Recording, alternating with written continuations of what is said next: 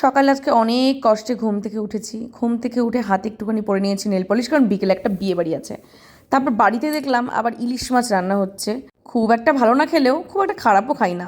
যাই হোক, তারপরে গেলাম একটুখানি কাজের উদ্দেশ্যে গাইঘাটা।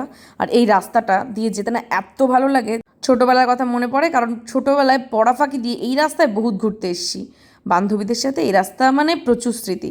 যাই হোক, তারপর বাড়ি এসে নিলাম একটা পার্সেল। দেখতেই পাচ্ছ কী পরিমাণ বৃষ্টি হচ্ছে। অর্ডার দিয়েছিলাম একটা হেডফোন, কারণ আগেরটা খেয়ে নিয়েছি আর কি।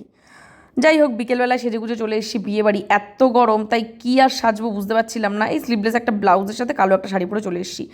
আমার কাছে যতই গরম হোক, কালো জিনিসে আমার খুব আর বেশি গরম লাগে না। এখন সবাই কমেন্ট করতে চলে আসবে যে এতই যখন গরম তাহলে কালো কেন পরেছো। কালোটা আমার বেশি ঠান্ডাই লাগে আর কি। এদিক ওদিক ঘোরন না দিয়ে চলে আসলাম খাওয়ার দিকে।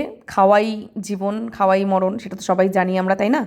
যাই হোক, প্রথমেই ঝুরি আলু ভাজা আর ডাল দিয়ে ভাত মাখিয়ে নিয়েছি। তারপর চলে এসছে এই যে গলদা চিংড়ি, আর তারপরে ফ্রাইড রাইস আর খাসির মাংস।